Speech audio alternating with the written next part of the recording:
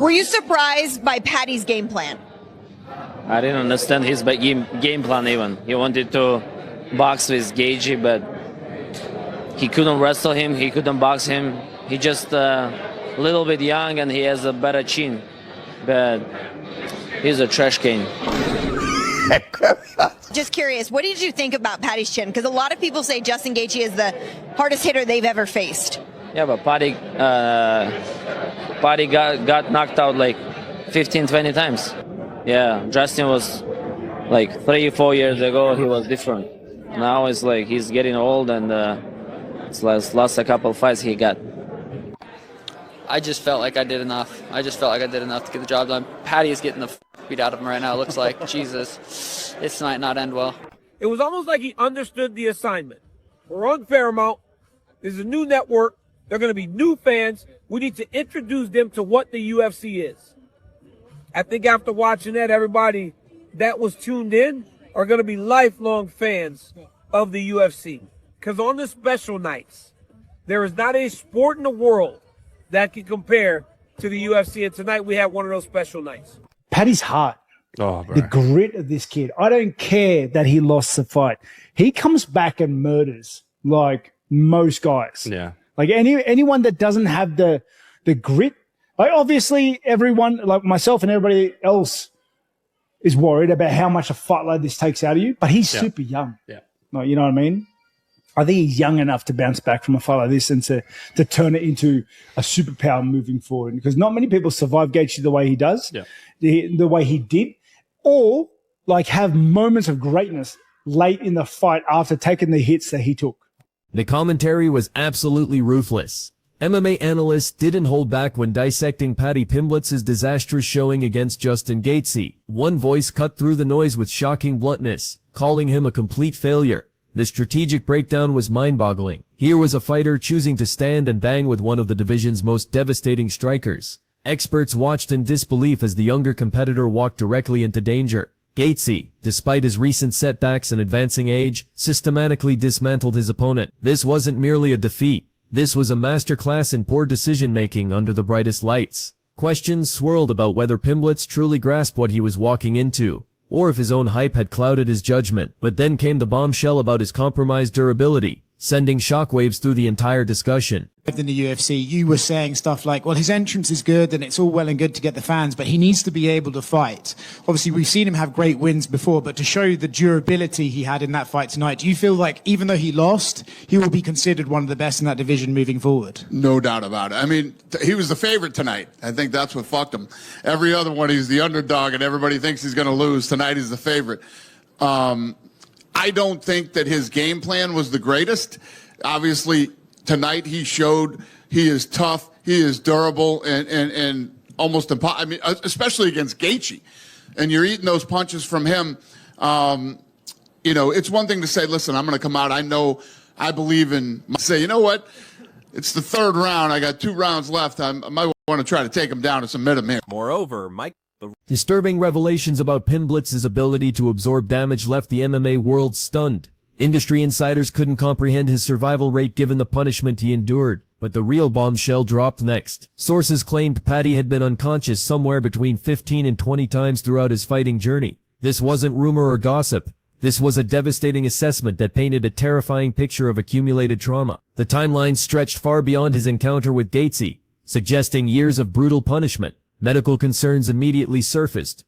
How much damage can one person withstand? The conversation shifted from fight analysis to genuine worry about long-term consequences and brain health. We've been talking about a lot of fights. I want to say this, congrats to Justin Gaethje. What an unbelievable performance. Paddy the Baddy, oh my God, he impressed the hell out of me. Incredible, he'll learn from that, but I tell you what, he's got what you can't teach. Heart, great determination, all that shit. Yeah, he can make tweaks. You can put the chin down, you can lift the hands up. What he showed tonight is that he is legit. The man is real, and that's for damn sure. He's at the hospital right now. He'll be fine. They're just checking him out. Gotta say though, well done, Justin Gaethje. Strategic experts identified the core issue immediately. Pimblett possessed elite grappling credentials but inexplicably chose to abandon his biggest advantage. The decision to engage in a striking war defied all logic. Veteran observers saw multiple pathways to victory through wrestling and ground control. Instead, he selected the most dangerous possible approach. Trading punches with Gaethje was like bringing a knife to a gunfight. This wasn't adaptation or evolution. This was strategic suicide. Analysts questioned whether arrogance or terrible coaching led to this game plan disaster. The deviation from smart tactics to reckless brawling became the fight's defining storyline that night. He's a very, very good at grappling, and I felt that he deviated from the game plan, meaning that if I was in his corner, you're going to move. One, he's got to keep his hands up here. I like the traditional look where you can move, you can elbow, you throw your right hand, right, left, high kick, push kick. You're just way more, this is standard. This is like the best option. But I still feel like he deviated from the game plan where I think he felt that he was going to be able to knock out Justin Gaethje, and I just don't think Paddy Pimblett has that torque. Not saying he can't do it, I just don't think he has the torque to knock out a guy like Justin Gaethje, who's been in wars with guys like Dustin Poirier, Max Holloway. Max Holloway's knocked him out. He's knocked out Dustin Poirier. He's been in wars with Eddie Alvarez. He's just been in a lot of wars on the feet. But when you look at some of the things that, Khabib did to Justin Gaethje, he made it look easy. He took him down, past his guard, mounted. Something shifted before this fight that nobody fully anticipated. Pimblett entered as the betting favorite for the first time in his career. This role reversal from underdog to expected winner may have fundamentally altered his mindset. Pressure works differently when you're supposed to win. Expert analysis pointed directly to this psychological burden. The weight of expectations can crush fighters who aren't prepared for it. Instead of fighting smart and strategic, he seemed compelled to deliver fireworks. Perhaps he felt obligated to justify the odds with spectacular violence rather than grinding out a technical victory. Being the hunted instead of the hunter clearly affected his approach in ways nobody saw coming. The technical aspect to this entire game plan, okay? Gaethje was going to pressure fight him, walking down, guns blazing, turn it into a dogfight. Yeah. And hopefully he outlasts Paddy, okay? This whole game plan is banking on the fact that he knows he can take more, he can deal more, and he can capitalize on it later in the fight. Okay? Because, and to be fair, he's got legs to walk with that because he's done it time and time again. And round 3, we saw him be like, okay, I'm gonna take this round off. Yeah, I'm gonna back up a little bit. Yeah, dude. I'm gonna stay at mid range. I'm not gonna walk you down and just let you come back a little bit, try to build some energy. Right?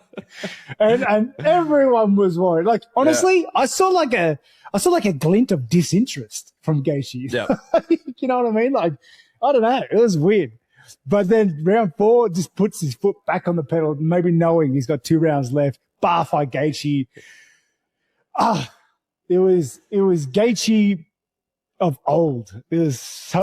Former champion Michael Bisping offered passionate support for Pimblett despite the brutal outcome. While acknowledging Gaethje's outstanding performance, Bisping emphasized what truly separated Paddy from other fighters. Heart and determination can't be taught in any gym. These intangible qualities transcend pure technique or strategy. Bisping confidently declared that Pimblett possessed the internal drive necessary to learn from this experience and return improved. The raw courage displayed throughout the fight proved his legitimacy as a serious threat. This wasn't just about losing a fight. This was about proving that when everything goes wrong, some fighters find a way to keep moving forward. That kind of spirit, according to Bisping, guarantees future success. Thought he got the better of. This was a great scrap. I have no idea how Paddy Pimblett did not get flatline KO'd on about 50 different occasions. If he lost, yes, he did lose. And if he lost any stock from this, the one saving grace is that he's been saying for a long time, we don't get knocked out, lad. And that would be the worst thing to happen to him. If he got KO'd in one of these fights badly, that would just be his ridicule forever. What happened to Scousers don't get knocked out, and it'd just be images of Paddy Pimblett out cold.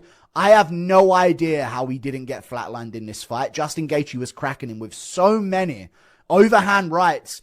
And the worst part was, it's not even like you were understanding why he took the shot so well. Oh, he was rolling with that one. Oh, he tucked into that one a little bit. He saw it coming. I could see the shots coming. I was wincing while Gaethje was loading up because you could see Pimblett leaving exchanges with his chin up in the air and just getting his whole jaw span. And somehow he's still in the fight and throwing back. Absolutely crazy fight. Need to win, but I am going to bring up the fouls.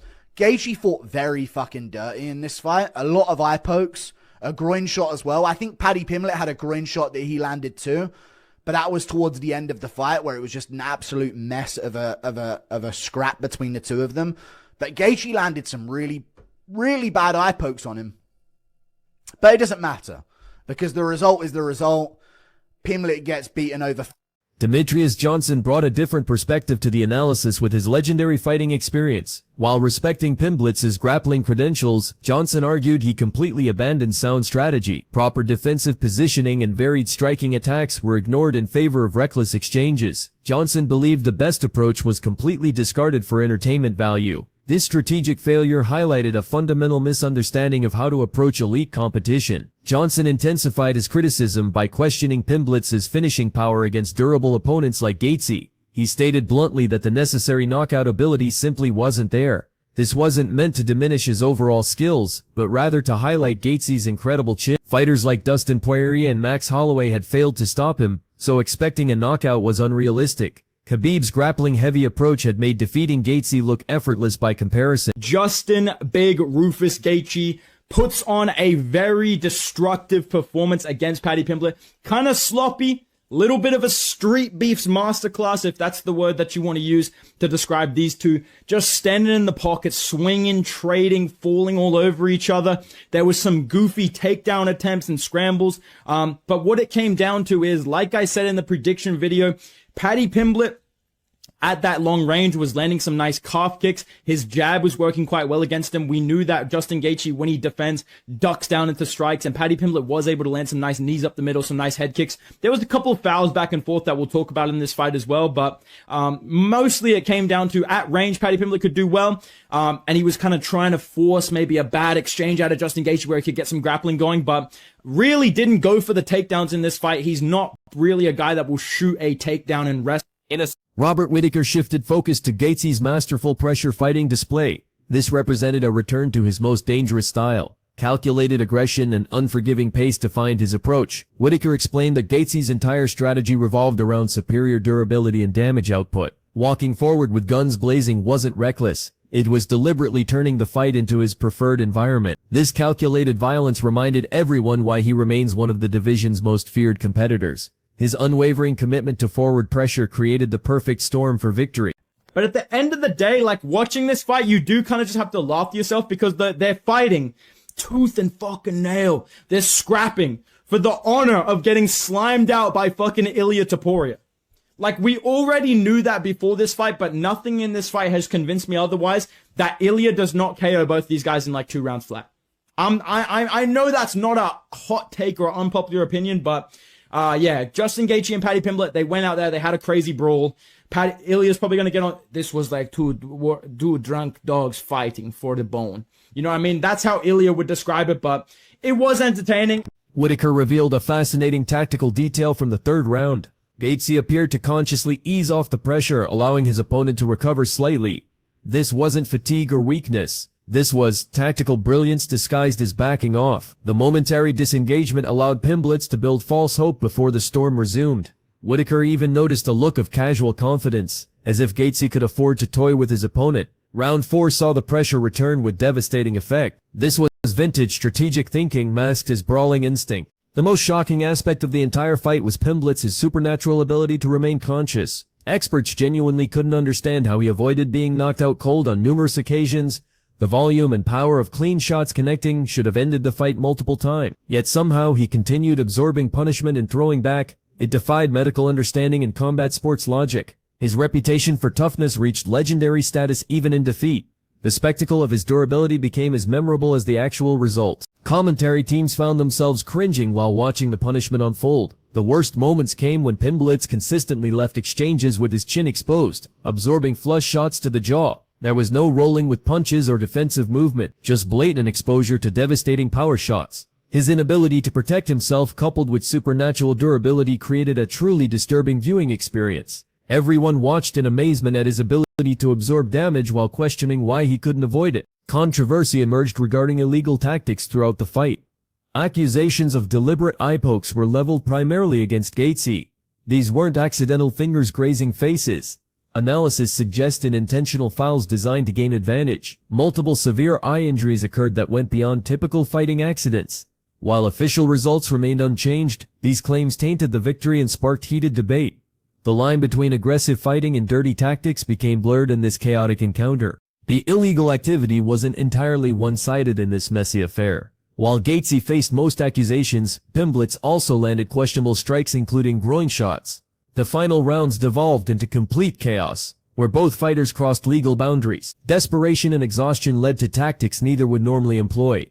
The exchange of fouls highlighted how far both men were pushed beyond their limits. Rules became secondary to survival in this brutal environment. Ariel Helwani characterized the entire spectacle as resembling a street fight more than professional competition. His description captured the unrefined, almost backyard brawl quality perfectly. This wasn't technical mastery on display. This was two elite athletes standing in close range trading bombs without regard for defense. The emphasis was purely on willingness to exchange rather than sophisticated game planning. Helwani's assessment highlighted the messy yet undeniably entertaining nature of their encounter. Sometimes the most compelling fights embrace chaos over textbook precision. Despite his strategic failures, Pimblett did find moments of offensive success. His calf kicks landed effectively throughout the fight. The jab found its mark consistently when he chose to use it. Knowing Gaethje's tendency to duck into defensive positions, well-timed knees up the middle connected cleanly. Head kicks also found their target when range was maintained. These fleeting moments of success demonstrated his striking potential and ability to hurt his opponent. Unfortunately, these effective tactics were abandoned for reckless brawling that played directly into Gaethje's strengths. Victory ultimately belonged to Gaethje's relentless forward pressure and incredible durability. His willingness to trade shots at close range set the fight's tone from the opening bell. Despite messy grappling exchanges and mutual fouls, his unwavering forward momentum proved decisive. He simply refused to be discouraged or slowed down.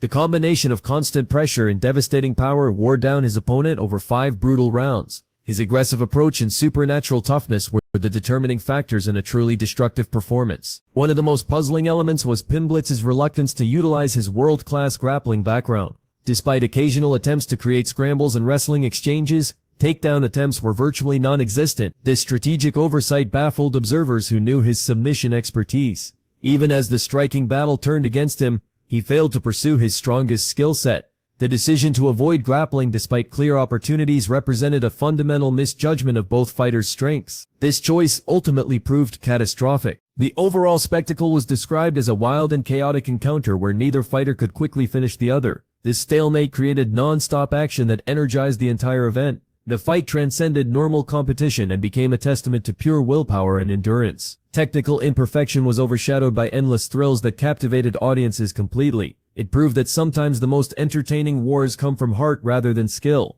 This was a brawl that will be remembered for years despite its strategic shortcomings. One of the most brutal assessments compared the entire affair to two intoxicated animals fighting over scraps. This savage analogy stripped away any pretense of athletic artistry. It reduced their encounter to its most primitive, instinct-driven elements. The imagery suggested frantic, uncontrolled struggling rather than elite competition. This jarring comparison highlighted the chaotic, almost desperate nature of their battle. Both fighters were painted as participants in something far removed from polished martial arts mastery. The harshest criticism suggested both men were simply competing for the right to be destroyed by rising star Ilia Topuria. This provocative assessment implied their epic battle was merely a preliminary act before the division's real future takes center stage. Topuria was positioned as viewing both fighters as easy work that could be finished within 2 rounds. It was a devastating evaluation that minimized their war's significance. Their brutal encounter was reduced to a stepping stone for the next generation of elite competition. This monumental clash ultimately delivered visceral entertainment that transcended technical analysis. It revealed Gaethje's enduring grit while showcasing Pimblett's unbreakable spirit. Hart proved capable of outweighing perfect technique and creating unforgettable moments. The conversation about their futures now includes looming threats from rising contenders throughout the division. Questions remain about lessons learned and necessary adaptations moving forward. While no technical genius was crowned, this fight reminded everyone why the UFC remains an unparalleled force in combat sports entertainment.